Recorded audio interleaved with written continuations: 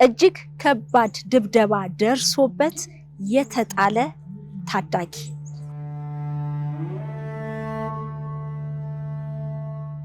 በረከት በቤተሰብ ትንሽ ጥቃት ደርሶበት ወደ በጸጋ ወይም ኡራኤል አካባቢ ተደብድቦ እዛ አካባቢ እንደተገኘ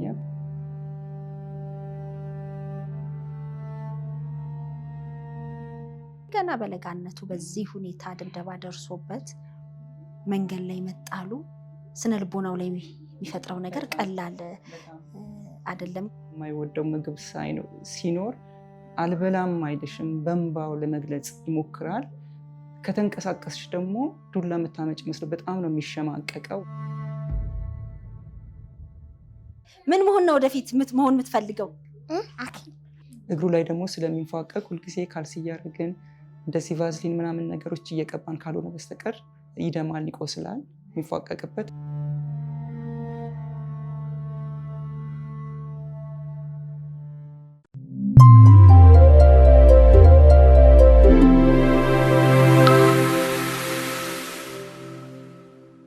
ገና በማለዳው ህይወት ፊቷን ያዞረችበት በወላጆቹ አሊያም ደግሞ በአሳዳጊዎቹ የተገፋ እጅግ ከባድ ድብደባ ደርሶበት የተጣለ ታዳጊ። ፖሊስ ከተደበደበበትና ተጥሎ ከተገኘበት ቦታ አንስቶ ለክበበ ፀሐይ ድርጅት የሰጠው በረከት ዛሬ ለሌሎች በረከት ሊሆን ችሏል። ለበረከት በጎ አድራጎት ድርጅት እንዲመሰረት ምክንያት ሆኗል። ይህ ብዙዎቻችንን እጅግ የሚያሳዝንና ልብ የሚነካ ነው። ገና ምኑንም ያለየ እሳትና ውሃውን የማያውቅ ገና በጨቅላነትና በለጋነት በ3 ዓመቱ የተገፋው በረከት በክበበ ፀሐይ በጎ አድራጎት ድርጅት ውስጥ እያለ ነበረ አሁን ይህንን ማዕከል ለመመስረት ምክንያት እንዲሆን ቃላት መግለጽ ሳይችል አይናቸውን እያየ የተማጸነው።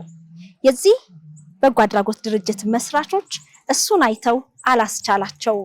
እናም አካል ጉዳት ያለባቸውን ወላጅ፣ አሳዳጊ፣ ደጋፊ የሌላቸውን ሰብስበው ለማሳደግ ቁም ነገር ላይ ለማብቃትና ለሀገርም ለወገንም እንዲጠቅሙ ለማድረግ ለበረከት ሲሉ የበጎ አድራጎት ድርጅትን ከፍተዋል። ውድ የሸገር ኢንፎ ሚዲያ ተከታታዮች ዛሬ በዚህ ማዕከል ውስጥ ተገኝተን ያን የ3 ዓመቱን ታዳጊ ዛሬ 7 ዓመት የሆነውን ለበረከትን ወይንም ደግሞ በረከትን እንዲሁም ደግሞ ሌሎች ታዳጊ ህፃናትን እንጎበኛለን። ስለ ማዕከሉም እንጨዋወታለን። እናንተ በያላችሁበት ሆናችሁ ቆይታችሁን ከሸገር ኢንፎ ጋር እንድታደርጉ በአክብሮት እንጋብዛለን። ዛሬ የመክፈቻ ስነ ስርዓት አዘጋጅተዋል።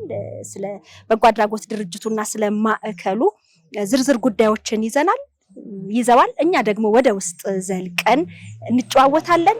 አብራችሁ ነው። እሺ መስዬ እንኳን ደህና መጣሽ። ቆየሽ። እንደምናለሽ? ሰላም ነው? ሁሉ መልካም? እንዴት ነሽ? ሰላም ነሽ? እግዚአብሔር ይመስገን ደህና ነኝ። ዛሬ መክፈቻ ስነ ስርዓት ላይ ነው። ስለመጣሽ በጣም ደስ ብሎናል። እናመሰግናለን። እግዚአብሔር ክብር ይስጥልን። እሺ እኔ ወደ ልጆቹ ጋር ቀድሜ ብሄድ ደስ ይለኛል።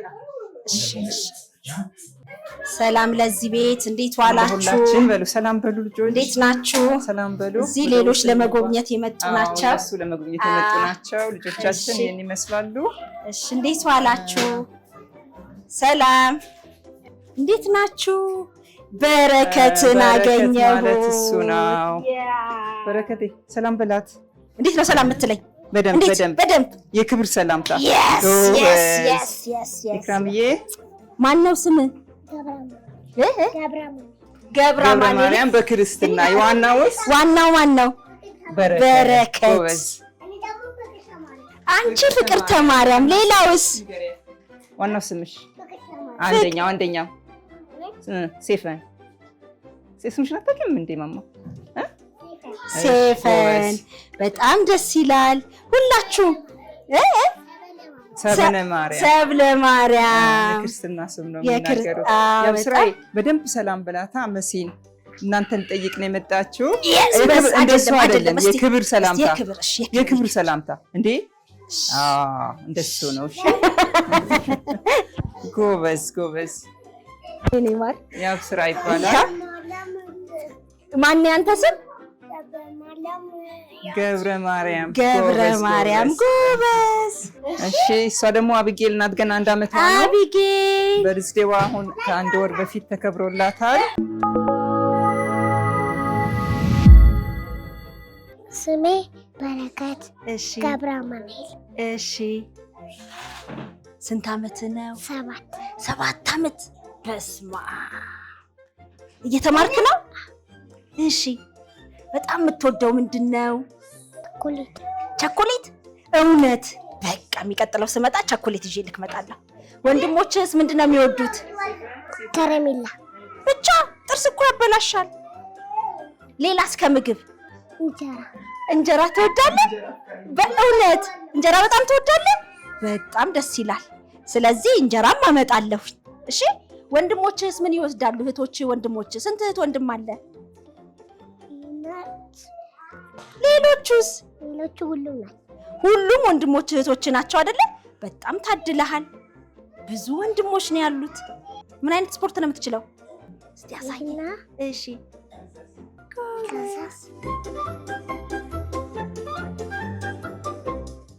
በጣም ጎበዝ። ምን መሆን ነው ወደፊት መሆን የምትፈልገው? ሐኪም። ያ ማንን ማከም ነው የምትፈልገው? ሁሉንም ማከም ትፈልጋለህ? ጎበዝ። ደግሞ ትሆናለህ። እኔንም ታክመኛለህ አይደለ? አዎ። እሺ አንተስ? ስሜ ተበማለም ታችላች ባለው ታቼ ነኝ። ጎበዝ። ስፖርት ነው የምትሰራው? መዝሙር ነው? ምንድን ነው ያለህ አንተ? አለኝ። ምን? ስፖርት መሳተቴን መተፎት ሳተቴን እንበል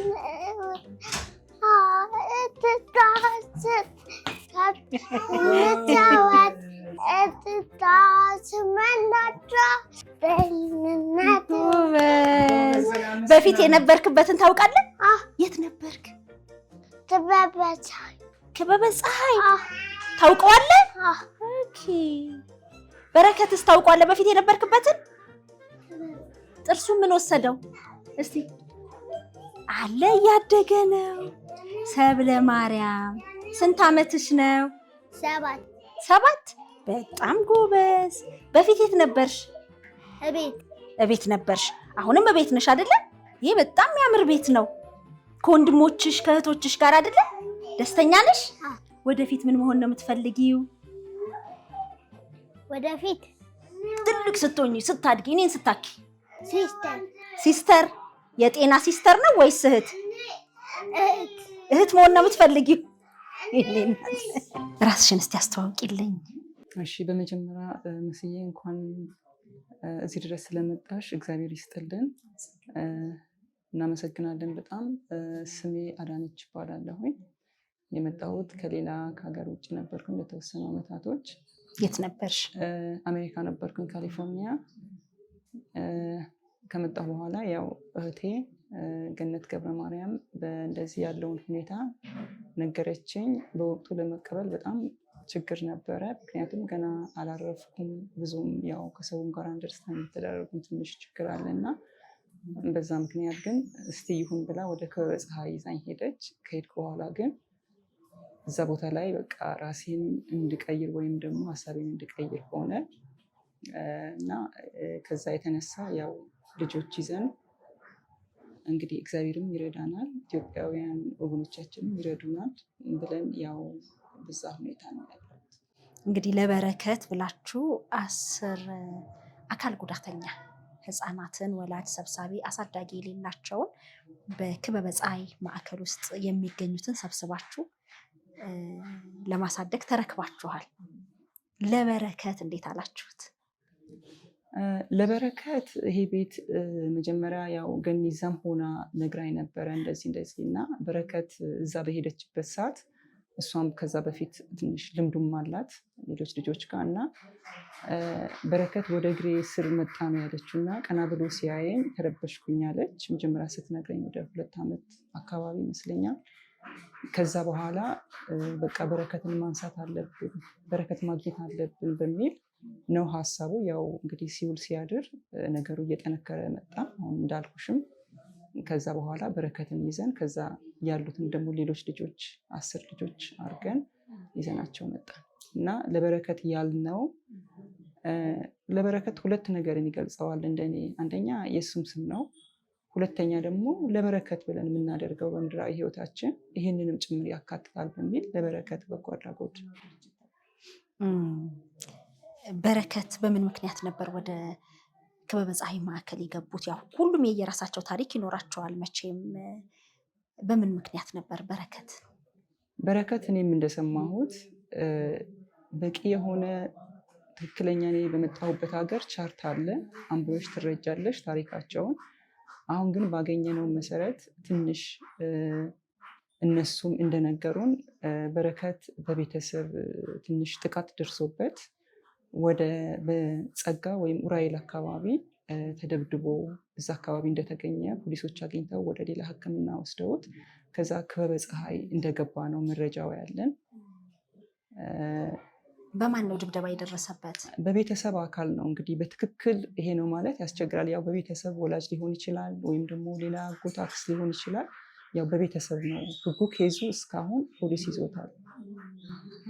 ስለዚህ አሉ ማለት ነው ወላጆቹ ይመስለኛል። እርግጠኛ ባልሆንም ያሉ ይመስለኛል። እንግዲህ በጣም ገና በለጋነቱ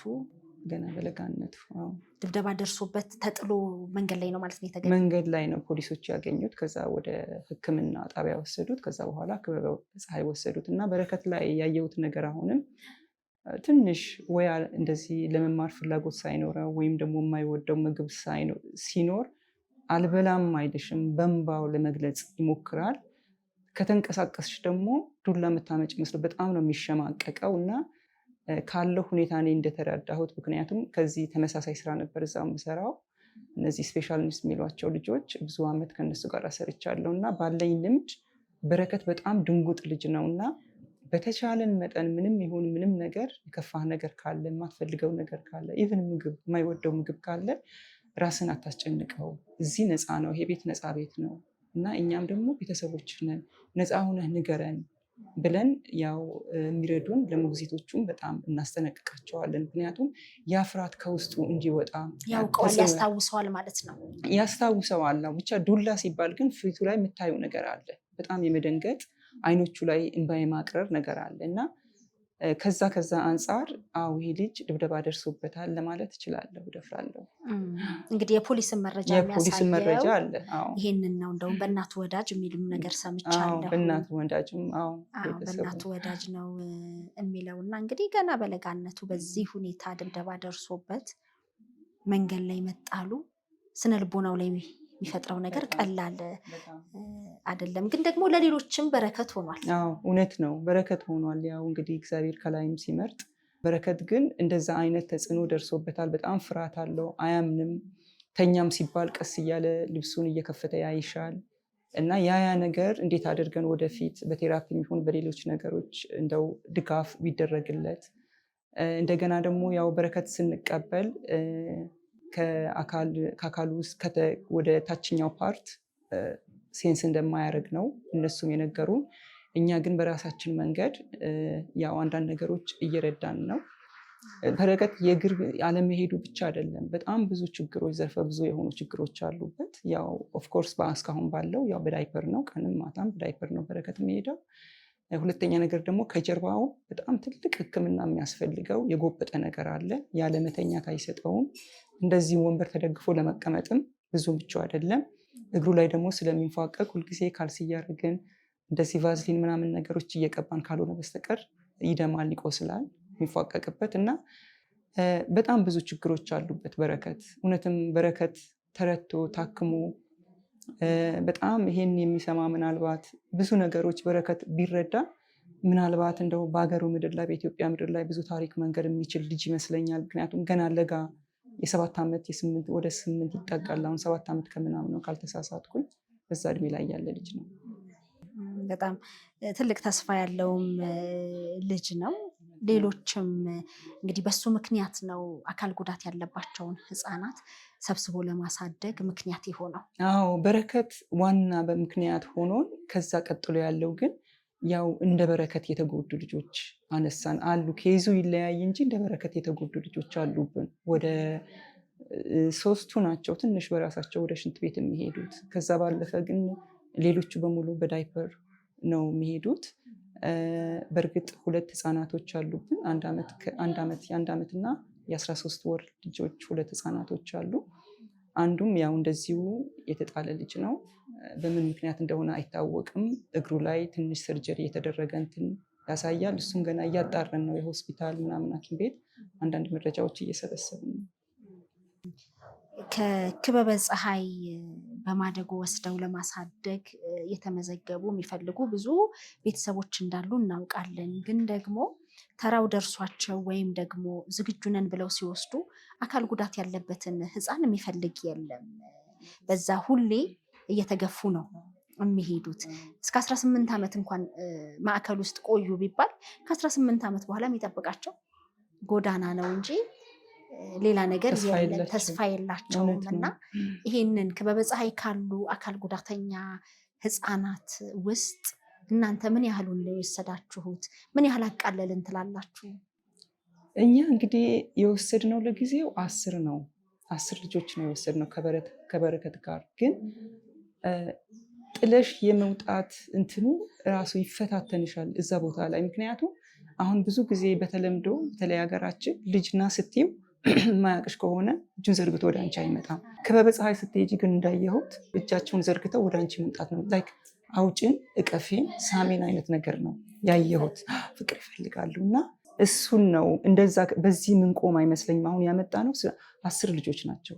ግን እግዚአብሔር ከረዳን ደጋግ ልብ ያላቸው በውጭም በውስጥም ያሉ ወገኖቻችን ኢትዮጵያውያን ሁሉ እነሱ እንግዲህ ያው የሚረዱ ያለ እነሱ ያለ እናንተ ያለ ማንም መንቀሳቀስ አንችልም በእርግጥና እግዚአብሔር ምናልባት እነዚህ ልጆች ፈቅዶ ሴሌክት ያደረጋቸው ልጆች ሊሆኑ ይችላሉ።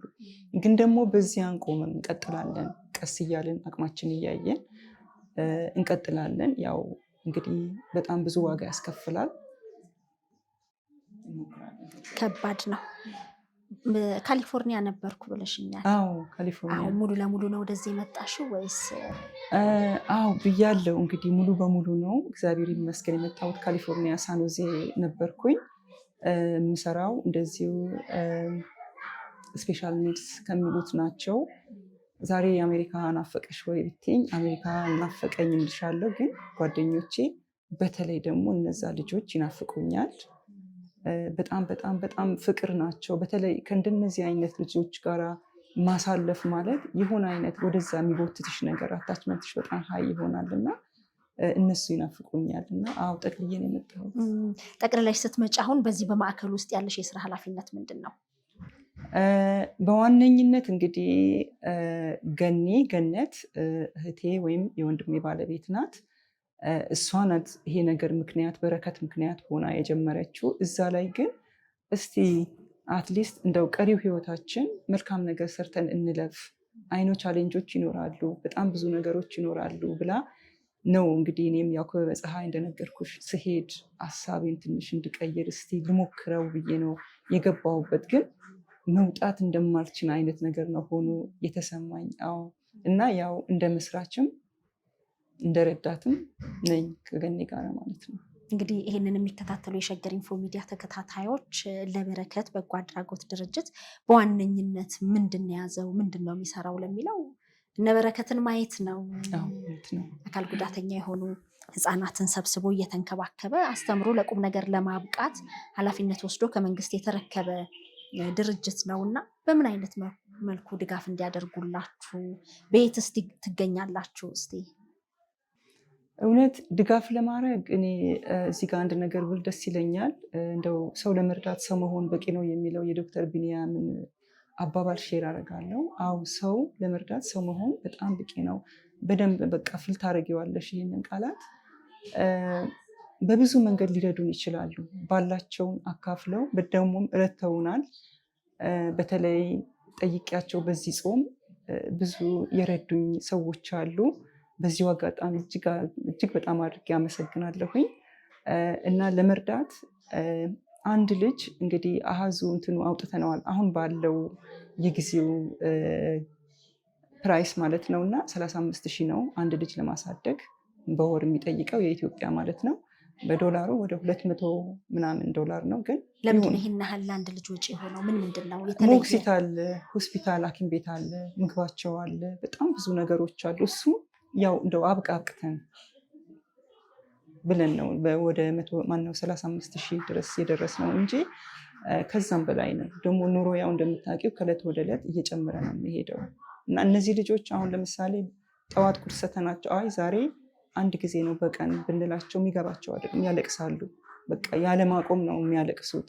ራሳቸውንም እንደዚህ እንትን የሚሉ አሉ። ያው እንግዲህ ያላቸው የራሳቸውን ችግር አለ በውስጥና ነገ ወይም ከነገ ወዲያ ወይም ደግሞ በኋላ ለምትያቸው ወይም የሚሰሙሽ ልጆች አይደሉም። ኢቭን ትልልቆቹ በረከትም ቢሆን ወይ ያለቅሳል ወይ ይከፋዋል። እንግዲህ የቤቱ ትልቅ ልጅ በረከት ነው። የቤቱ ትልቅ ልጅ አይደለም ሰበነ ማርያም ናት። የቤቱ ትልቅ ቀጥሎ በረከት ነው። በረከት ብለው ያወጡላት ቤተሰቦቹ ናቸው። አዎ በረከት ሰናይ ነው እሱ ሙሉ ስም ያገኘ ነው። አንዳንዴ ከፖሊሶችም ሲወጣል እንደሰማ ነው። አንዳንዴም ሆስፒታሎችም ያወጣሉ። በአብዛኛው ግን ክበበ ፀሐይ ስም ያወጣል። አዎ በረከት እነሱ ናቸው ያሉት። እንግዲህ እንደ ስሙ በረከት ሆኖ ሌሎች ህፃናትም በዚህ ማዕከል ውስጥ እንዲሰባሰቡ ምክንያት ሆኗል። እናንተም በርትታችሁ ሌሎችንም ጨምራችሁ ታሳድጋላችሁ ብዬ ተስፋ አደርጋለሁ። ለሄድ ለሚመለከቱ የሸገር ኢንፎ ሚዲያ ተከታታዮችም እንግዲህ አስተያየት መስጫው ላይ ፒን አድርገን እናስቀምጣለን። እንግዲህ ለበረከት በጎ አድራጎት ድርጅትን ጎብኝተን ያደረግነው ቆይታ ይሄንን ይመስላል። እናንተም ድጋፍ እንድታደርጉ በአክብሮት እንጋብዛለን። በመጨረሻ ማለት የምትፈልጊው ነገር ካለ? እሺ፣ ስለሰጠሽኝ እድል በጣም አመሰግናለሁ። እኔ ማለት የምፈልገው እውነት እቺን ምድር ጥለናት ነው የምንሄደው። መቼ እንደምንሄድ መቼ እንደምንጠራ እናውቀውም እና ሁላችንም ስስልብ ኢትዮጵያውያን ሲባል በአጠቃላይ ግን ደግ በቃ በጣም አዛኝ ልብ ነው ያለው። ለዚህ ነው ይመሰክራለሁ። መጥፎ ሰው የለም ማለት አይደለም። የትም ቦታ ላይ መጥፎ ሰዎች አሉ። ያው መጥፎነታቸው ሳይሆን እንደው ለጊዜው ምናልባት በተሰማቸው ስሜት መጥፎ ሊሆኑ ይችላሉ እና ይሄኛው የምትሰሙት የመሲን ፕሮግራም የምትከታተሉት በሙሉ ደጋግ ኢትዮጵያውያን እባካችሁ እጃችሁ ብዙ ዝርግ እንደሆነ ይገባኛል። ለብዙ ቦታ ተዘረቀራላችሁ፣ ለቤተክርስቲያን፣ ለተለያየ ነገሮች እና ይሄ ግን አሁን ማንም ዞር ብሎ የሚያየው እንደ በረከት አይነቱ በተለይ አካላቸው የተጎዱ ልጆች ማንም ዞር ብሎ ነው የማያያቸው እና እባካችሁ የተቻላችሁን አድርጉ። እኛም ደግሞ በሆነ ኢንፎርሜሽን ብትሰጡን ምናልባት አንዳንድ ድርጅቶች የሚረዱት ድርጅቶች ካሉ ማህበራቶችም እንደዚሁ የእመቤታችን የሚካኤል ማህበር ብላችሁ የምትሰበሰቡት እንዳይከበዳችሁ በጋራ አንድ ልጅ የማሳደግ እድሉ ቢኖረን ሁሌም እኛም እንግዲህ አደባባይ ወጥተን ላለን ምን እንችላለን እና እባካችሁ ኢትዮጵያውያን እርዱን እላለሁኝ። በመጨረሻ ምስዬ እዛም በነበርኩበት ሰዓት በጣም እንከታተልሻለን። እንዳልኩሽም ዲያስፖራ በጣም ይወድሻል። እውነት ወሬ ስናገኝ ከእናንተ አይነቱ ምናልባት በቁጥር ማለት እችላለሁ አንቺንም ጨምሮ እውነተኛ እንሰማለን እና እድለኛ ነኝ አንቺን በማግኘት። እግዚአብሔር ያክብርልኝ። እኔ በጣም አመሰግናለሁ። ትክክለኛና ተአማኒ የሆኑ መረጃዎችን ወደ እናንተ ወደ ውድ የሸገር ኢንፎ ሚዲያ ተከታታዮች የምናቀርብበት ቻናላችን ሸገር ኢንፎ ነው። ታዲያ ሸገር ኢንፎን ሰብስክራይብ አድርገዋል? ቤተሰብ ይሁኑን። ለአብሮነታችሁ ከልብ እናመሰግናለን። ላይክ፣ ሼር በማድረግም ለሌሎች ያጋሩ። ሸገር ኢንፎ ሚዲያ